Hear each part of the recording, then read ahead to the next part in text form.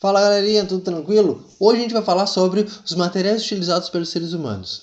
Para tu estar assistindo essa aula, tem uma infinidade de materiais bastante grandes presentes aí só na tua frente, tá? Tu está segurando o celular ou está vendo essa aula no computador, então tu tá, mesmo que não esteja vendo, tem uma série de ligas metálicas presentes nesse teu computador.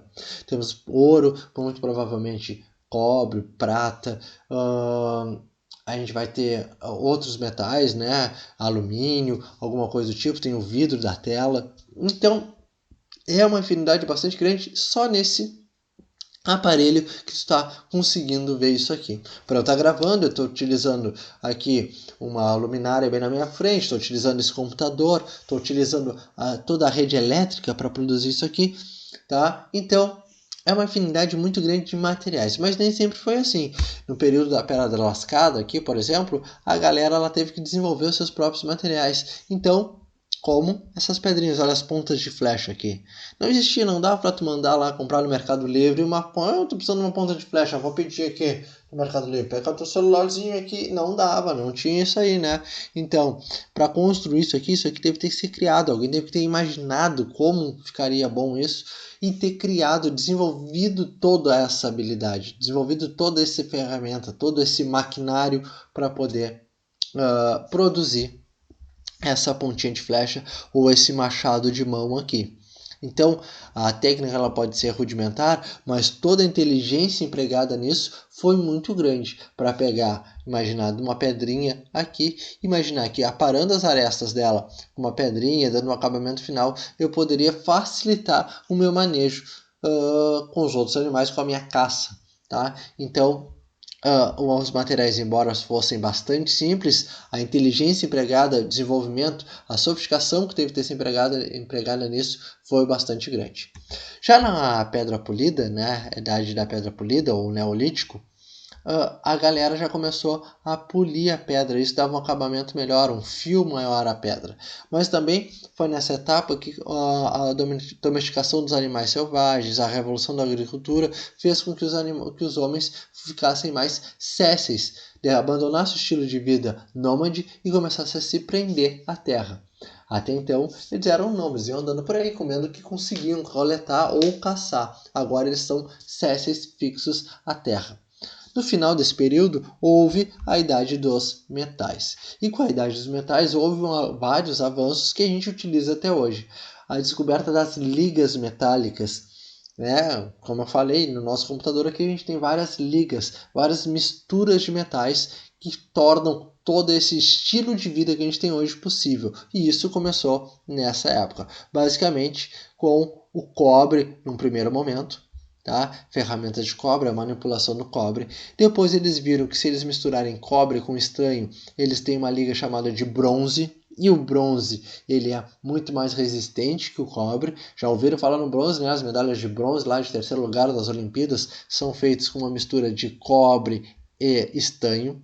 O estanho, para quem não sabe o que é, mas já viu, é aquele aramezinho que a galera utiliza para soldar, né? Solda lá com calor, então aquilo é estanho e a mistura desses dois componentes torna bem mais resistente. E por último, né, na Idade dos Metais, lá o ferro, que é muito mais forte que eles. Então, a Idade dos Metais ela deu um avanço bastante grande na tecnologia e a gente descobriu que a gente pode misturar vários elementos, o que torna hoje possível o nosso estilo de vida. Mas a gente só consegue misturar esses elementos, consegue misturar, por exemplo, o estanho com o cobre por causa das características, por causa dos estados físicos da matéria.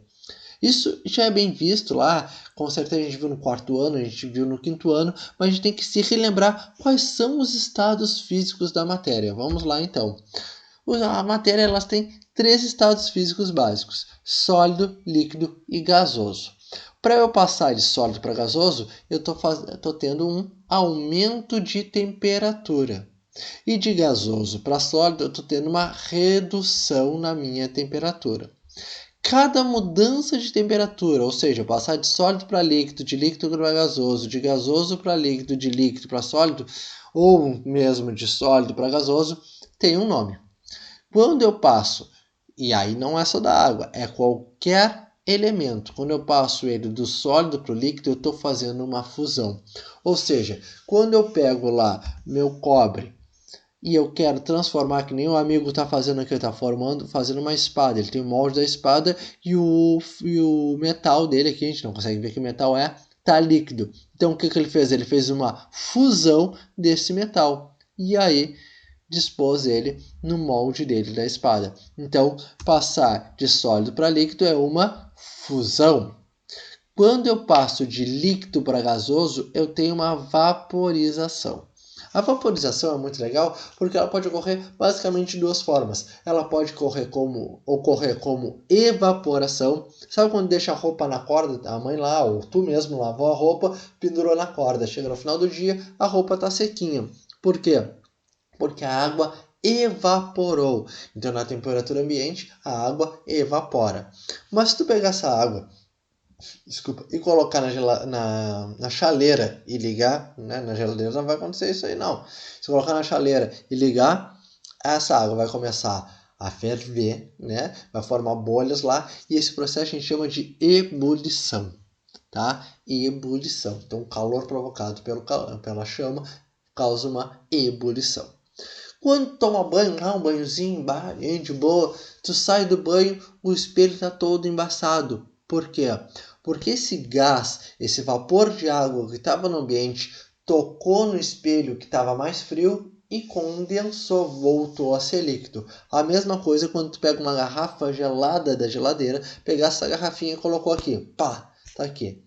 E aí, deu ali 5 minutos, a garrafa tá toda molhada. O que foi? Saiu o líquido da garrafa para fora? Não. O vapor de água que estava no ar, ele encontrou uma região mais fria que essa garrafa e condensou, voltou a ser líquido. É por isso que a garrafinha molha.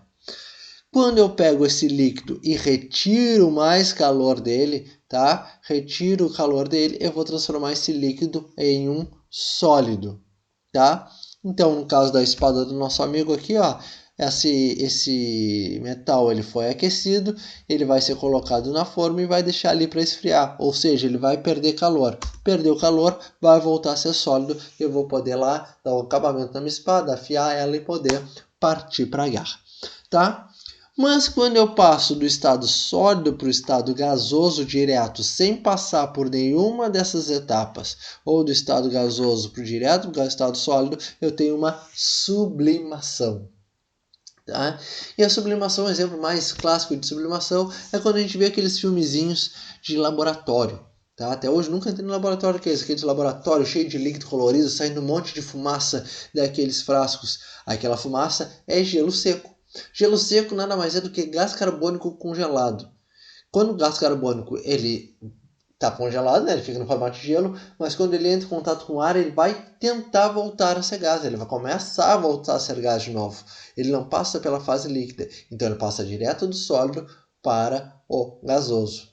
Outra coisa que passa direto do sólido para o gasoso é a naftalina, aquelas bolinhas fedorentas que muitas tia véia tem em casa para espantar inseto, né? Então a naftalina, ela é uma bolinha, se você comprar no super, vocês vão ver qual, compra no super e deixa guardada. Com o tempo a naftalina vai começar a sumir. Por quê? Porque ela está passando do estado sólido para o estado gasoso direto, ela está fazendo uma sublimação. Beleza, galerinha? Então por hoje é só. Beijo para vocês e até a próxima.